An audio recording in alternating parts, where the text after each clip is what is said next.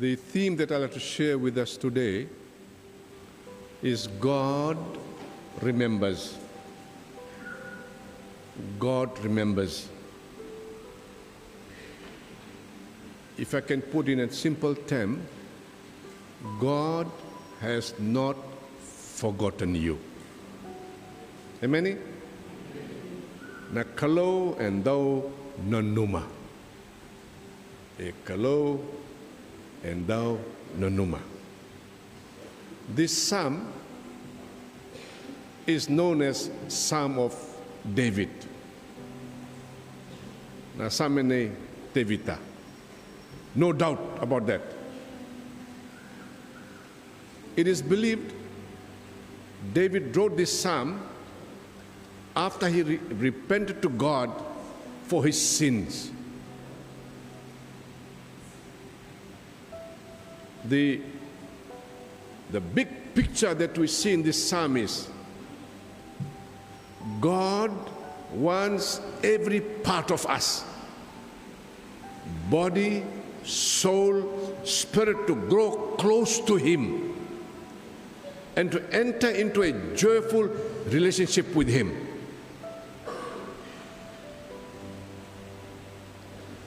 Two things happen in David's life. It is noteworthy to mention. One is that David spoke faith to life to his own soul during his darkest moment when he was going through and the most trying times of his life.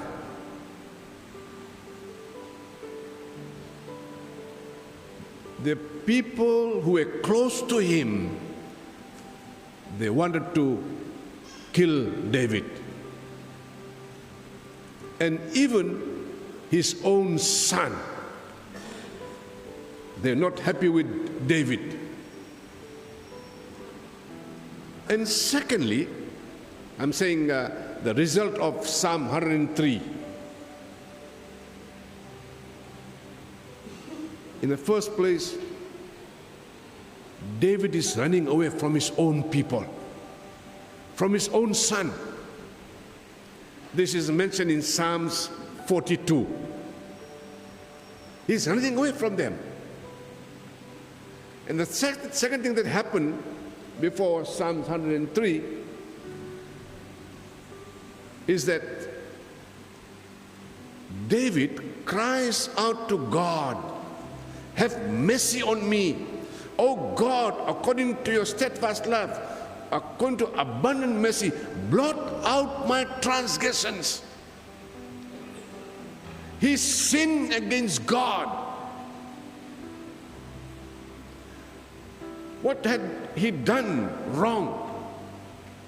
He's crying to God for forgiveness. Nadavayathala kina, murder, adultery, abuse of authority, and a failure to repent were among David's transgression.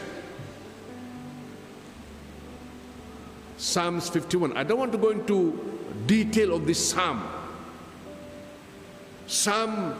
In this psalm, David was instrumental to kill Uriah so that he can take his wife.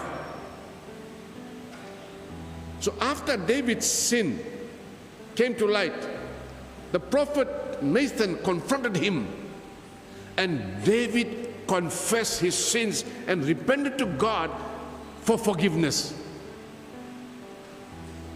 I want to say this to us, is that tragedy in the house of David, when he sinned, later his son died. We know that he fasted 3 days, pleading to God to save his son, but he was not looking at his sin. He was looking at his son, the one he loved. He pleaded with God to save him, save him, save him. But after 3 days, his son died. For us, Christians, God forgives us because Lord Jesus went to the cross at Calvary and died so that you and I can be forgiven. If I relate this to what David did, he did a very grievous sin,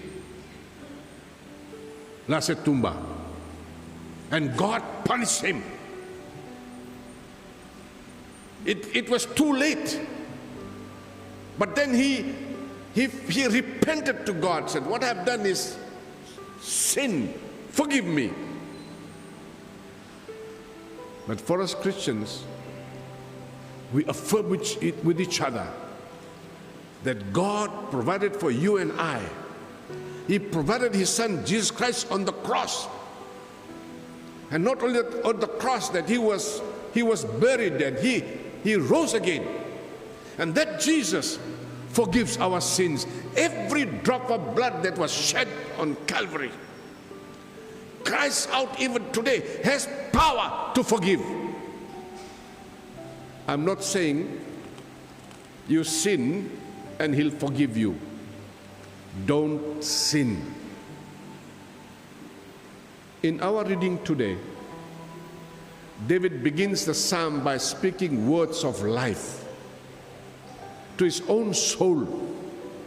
Bless the Lord, O my soul, and all that is within me, bless His holy name. He is speaking to his own soul. He's saying to himself. He's not saying to his people. He's not into other people. He's saying, bless the Lord, O my soul.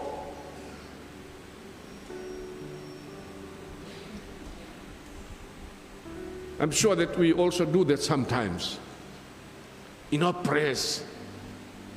We are speaking up to God and we're speaking to ourselves. David is saying, bless the Lord, my soul. My whole being must bless this God.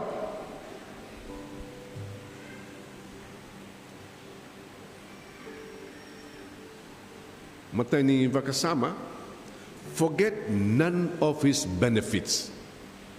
Sometimes when we go through troubles of life, we lose our hope.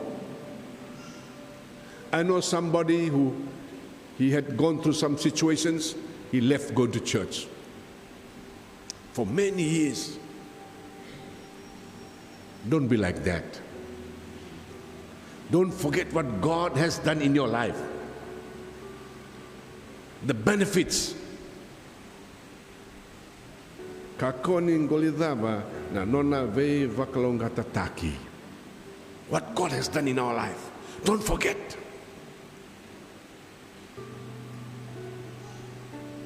David delighted in the Almighty and loved to give expression to that delight by blessing the Lord out of the depth of his soul. He looks back. Twice in his life, tragedy came. The people after his life.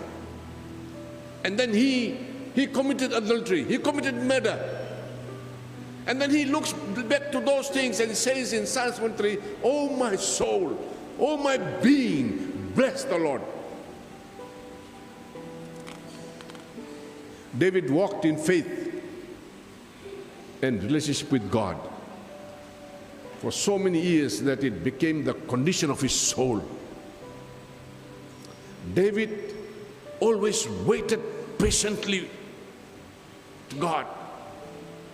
After this time, everything that he did, he always came to God and seek God. He was a great man. He could just order things. He could say, I am the boss. David did not say, I am the boss. Listen to me. David did not say that. David said, whatever he did, he always seek God. To our children who are sitting for exam, Form 6, Form 5, Form 4, Form 7, you have finished your exam. Look at the benefits of God. In your prayers, you just don't say, God, give me, but just keep praising God for all that He has done in your life. We love to read a list of benefits that God can give us, but we cannot miss the promise and foundation that these are the rewards and benefits that God delights to give to those who delight in Him. You bless the Lord from your soul because of all that God has done for you. He is the one who is knocking at the door of your heart. He's the one saying, can you hear me? Can you hear me? He will come into your life and have friendship with you. He forgives. He pardons. And He no longer holds those sins against us. When you do wrong to our friends, our neighbors, they'll always remember, oh, you did that. But God, when He forgives, He removes everything from His heart about you. They're no longer written on your accounts. In verse 12, the Bible tells us that the Lord removes the sin as far as east is from the west. So far does He remove our sins from us. Yes. And secondly, He heals all our diseases. He says in verse 3, who forgives all our sins and who heals all our diseases. The God that we worship is a God that not only forgives, but God that heals us, reaches to us. God that promises us everlasting life. Not just this life, He'll be with us in this life and that life to come. When you leave this world, when we have the last breath, He's there for you because you have given your life to Him. I strongly believe that He heals all our diseases. I believe God still heals today. We need to praise Him when you have good health. You praise Him when you have bad health. God can also use doctors and nurse physicians to treat our treatment.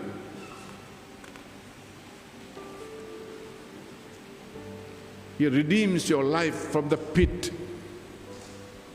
Kokoe sa vueta na nomumula may nangara. Somebody said to me in one of the churches here in Suva some years back, a choir member, a young lady in the choir member, some 10 years back, Taltala, I'm in a ditch, even my hands cannot be seen. Oh, Chukundonangara lebu, you can't see even my hands. How can God save me? Well, that's what Jesus Christ is saying. Wherever you are, He can pull you out of that ngara, pull you out of that pit.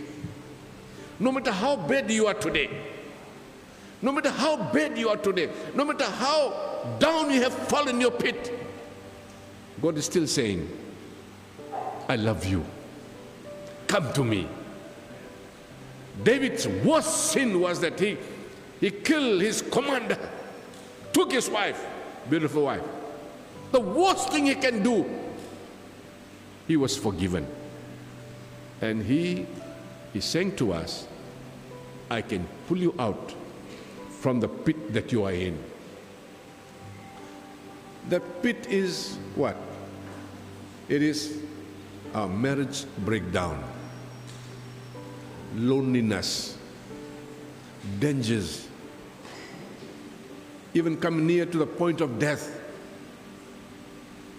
The trauma of what we are going through.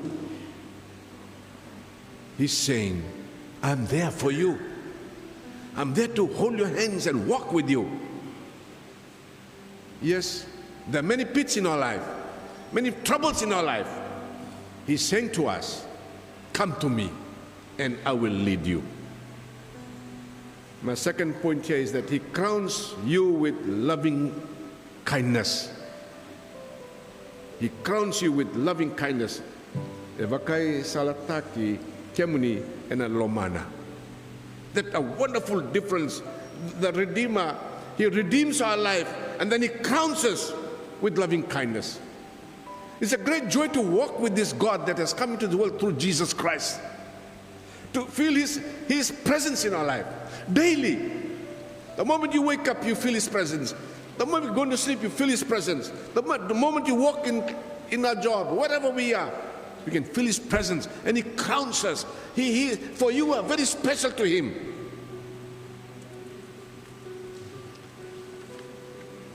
This God made Himself known to Moses in all difficult times.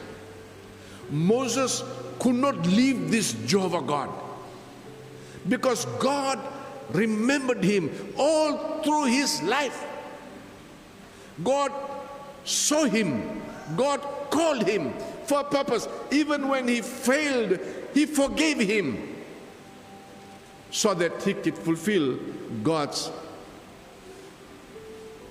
plan for mankind. And today, I want to challenge us, to all of us. We too have a Psalms of Vavavinaka, Psalms of thanksgiving. No matter what happens, the challenge is the God we worship through Jesus Christ will not leave you. He will not leave you. He's saying to you today, hey, come to me. Come to me. You only have to receive Him. You only have to open the doors for Him. He won't be able to help you when you shut the doors of your heart. No, I don't want you. And we go deeper and deeper in our trouble. No, I don't want you. He comes and knocks at the door of your heart. Hey, I'm here for you. I don't want you. But the moment you open yourself to Him, He crowns us with loving kindness. This God who did not even spare His own Son. This Jesus Christ who went through so many difficulties in His life. He went through so many pain and suffering, and 39 lashes He was given, but yet He did not give up. Why did He not give up? Because He wanted to save the world. The Bible tells us that for God so loved the world that He gave His only begotten, only Son, that whoever believes in Him will not perish but have everlasting life. He is preparing a wonderful place for all of us. Wonderful place. A place that is called paradise. A place that is called heaven. That we can walk, we can experience Him here and there too. Moses, to his last breath, he held on to this Jehovah God. This Moses, even at the end of his life, he was telling people, choose life. You choose life and you'll have blessings. If you don't choose Him, you choose curse and death in your life. And this Moses, he gladly yielded his life to the Lord. Whole of his life to the Lord. Though he fell, though he sinned, he stood up and began praising this Almighty God. How about you today? Are you going through some difficulties in your life? You having problems in your life? Papa and mommy, you having problems? Children having problems? Come to Jesus. There's a hymn in the Bible that I'll start to sing one verse, then choir will help me, the second verse and third verse. This hymn is written by a person who went through so many difficulties of his life. Everything failed in his life. And he wrote this song as a poem for his mother. And later, this song became one of the best songs in Christian churches. You know, as I was saying, in difficulties, in hardship, in loneliness, this man wrote a poem to the mother, dying mother. But for him, he went through troubles after troubles after trouble. And this song goes something like this.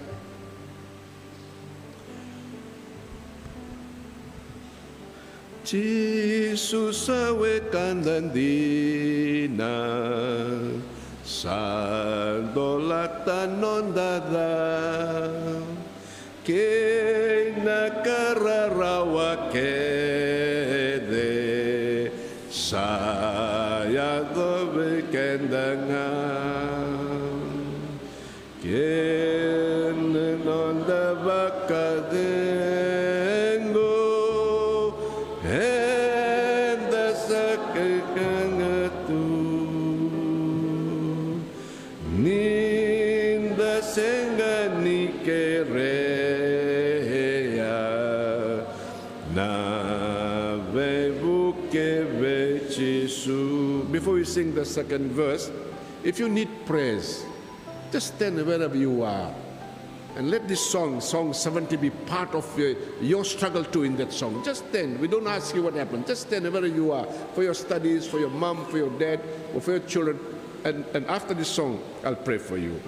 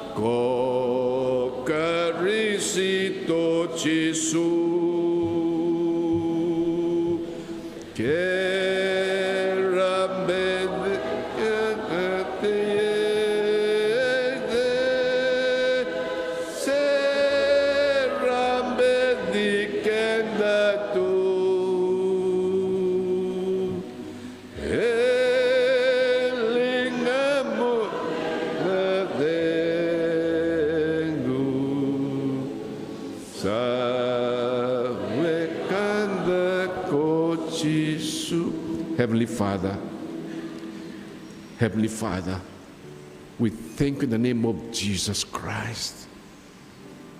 Thank you for your Son Jesus, who is a silently presented among us. Yes, we can feel the power of the Holy Spirit. I'm praying, Lord Jesus, touch every soul that is standing here, praying for their health, praying for the children, praying for the parents. Children are praying for the parents, their father, praying for the grandparents, praying for employment. There are people who are very sick here, Lord. Let your Holy Spirit minister to them now, Lord Jesus. Come, Holy Spirit. Come, Lord Jesus. May you feel your presence here. May you feel your presence here. Touch every heart, Lord. Thank you for dying for us on the cross. We confess our sins, Lord. We have wronged many times. And thank you for forgiving us. May you touch our lives, dear Father. Touch our life today. Remove, if any, bitterness in us. Give us joy to know that Jesus loves us. He crowns us with loving kindness. For we ask this in Jesus' name. Amen. Receive the power of Jesus in your life. Receive it. All of you receive it. And thank the Lord that He is our living God in us. Amen? Amen. We'll ask the choir, can sit down. Thank you, sit down. We'll ask the choir, if you can tune that song, we all join in. Every knee shall bow. He is Lord. And we all join this song. He's our Lord. No matter what happens, He's our Lord.